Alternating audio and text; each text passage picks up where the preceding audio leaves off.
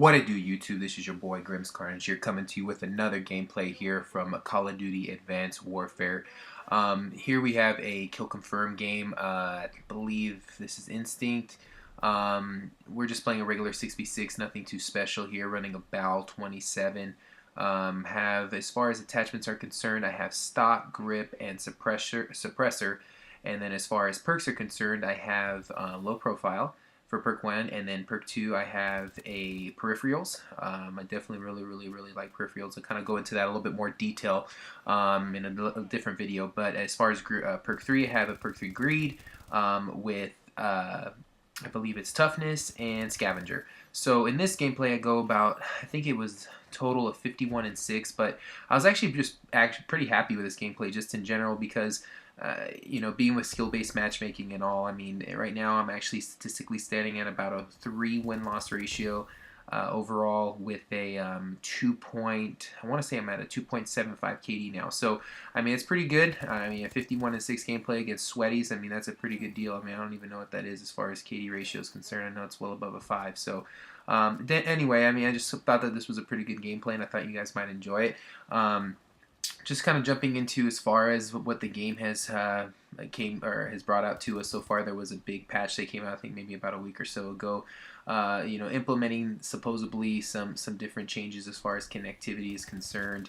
Definitely some spawn details supposedly, and then some other flaws that were in the game as far as glitches and things like that. They nerfed the BAL, which, to be honest with you, I don't think they even nerfed anything on it, to be honest. I think the only realistically change that you can really see on is that you kind of have to run a grip now. I think that's really the only thing you have to do in order to be able to keep the thing a little bit more accurate, but I feel like even without it, I tested it and it still feels strong as ever. So I don't know. I mean, that's what they're claiming. I guess we just go with it. Spawns, they didn't change nothing with spawns. Spawns are absolutely atrocious in either TDM, kill confirmed. Momentum's really the only consistent spawns that you can really see in the game. Other than that, the game is just all over the place, man. It's like you're playing free for all in a 6v6 match. I really don't understand the concept and the formula that's behind it, really. So, but anyway, here we are, just holding it down. As far as the strategy that go with within each game is really just playing the perimeters of the map. I know a lot of different guys that talk about this game. They really try to emphasize the idea and concepts of just staying in the perimeter, staying outside, making sure that you're aiming down sights, different things like that. So honestly, I mean, the best way to treat this game is you have to play it kind of, unfortunately, conservative. You get penalized for rushing in this game, and it's funny to me because you get these exosuits where you can bounce around and jump and do all this other stuff, which to me, I mean, you're getting penalized for using. I mean, yeah, you can put blast suppressor on, they still can hear blast suppressor. That's really the only sound horror you can do in this game is really hearing it. But the thing is you can't differentiate your teammates versus the other people. I guess the only way is looking at your mini map every 2.2 seconds and seeing who's jumping around, who's not, to be honest. But anyway, I guess that's for more unfortunate going into a rant. But I'll keep this as far as unnegative as possible, I guess. But anyway, like I said, guys, I feel like I'm getting better at the game, I guess, if that's lack of a better term, I guess, in this area. I think it's more or less just really map awareness and concepts of the game, knowing what type of class you're running versus how the maps kind of just flow in itself. The fluidity of each map is definitely different. I mean, you have, I think it's Green Band, I think whatever it is, there's really two major spawn points. That's Piranha, and then there's elevators, or escalators, or elevators, whatever it is right there. So if you hold a consistent area for a certain amount of time, which is not necessarily camping, but just really patrolling, then you have an opportunity to put up some beast gameplays. But for here, I mean, I'm just kind of running around like a chicken with my head cut off, you know what I mean? I'm just more or less trying to, control the map, just trying to see where things are happening and just looking wherever my team is at. That's really the best strategy, is wherever your team is, they're not going to be, you know what I mean? So you have to kind of just pretend, your guys are kind of blocking something for a minute, and then you just got to flow with where everything is going. Like right there, I mean, I had a guy and he just spawns right there, you know what I mean? So things happen, you know what I mean? You just got to run around and just make the best of it, I guess. Here I'm just trying to flank a little bit, maybe trying to get a little edge on him. With this threat detection UAV, it really helps out a lot. You can kind of figure out where guys are coming from, kind of understand where they're both bunching up. If you haven't noticed also in this game is that a lot of people bunch up. Like people just bunch up. I don't understand why they seem to. You know what I mean? It's like they're packs, like a bunch of wolves or something. So the biggest thing is just being able to hold a certain area and patrol it really. Don't challenge anything that you feel like obviously is unchallengeable if you're hurt or you're one shot or whatever it is. You know what I mean? Obviously you got to pull back from that gunfight if you want to continue to make a long streak out of it. But in this gameplay, I thought maybe, man, I could possibly get a DNA here, but then my sentry gun was getting some kills, so I was kind of like, nah, man, it ain't going to happen. You know what I mean? And these are against sweaties, guys. I mean, I'm telling you right now, with skill-based matchmaking the way it is, I mean, I got a 272. I mean, or 275 now. I'm going against guys that are definitely bringing the heat. You know what I mean? And they're not gonna stop. These guys definitely know what they're doing, and I feel it's pretty special. Unfortunately, what a lot of unfortunate Twitchers are having to do now, and YouTubers are having to reverse boost and kill themselves 1,000 times in order to be able to get into a lobby where they can give you these triple, double DNAs, and it's unfortunate. That's where this game has unfortunately come to. Is that you have to actually ruin your whole entire statistics in the game in order to be able to achieve anything.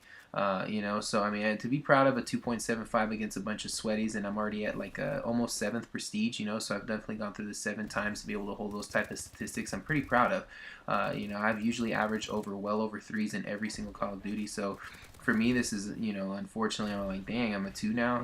But be happy with what you get, guys. That's what I would say to you guys. I mean, if you're holding something above a positive in this game, I mean, you're doing great. I mean, I ain't gonna lie to you. You understand Call of Duty if you're a positive player in this game.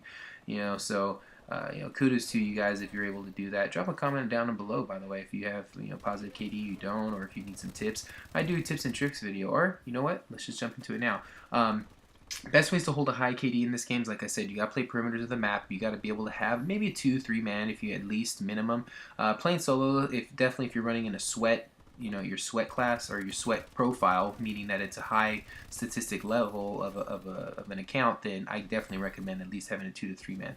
If not, your solo play is going to suffer tremendously. So definitely there. I think that's the first starter. I think obviously having a threat detection UAV and having those 2-3 mans running it, so then you can have a rotation of UAVs up at all times. That's what I would recommend for sure. As far as class setups, you definitely want to run something that you know that you can get around the map pretty well. You can try to hold areas in this game, but it's really hard because everything spawns around you. I mean, look at me. I'm in their lobby, and I'm just spawning all around them. You know what I mean? Look at these guys are all in the caves right now, and I can feel it. You know what I mean? I can see some are in front of me, but I know these guys are going to flip any minute. So that's the other thing, is just being able to be awareness. You can't sound horn in this game. I don't care what anybody tells you. You can't hear footsteps. And that's unfortunate, because that's where I feel like this game has definitely fell on its end. You know what I mean? Is not being able to sound horror. Here we are spending $250 on headsets, and unfortunately we can't even use them. So that I know that they don't care about that because they're not partnered with Astro or Turtle Beach or whatever. But still, I mean, that's what we need. You know what I mean? And you put Exo Mute in the game, but it's pointless.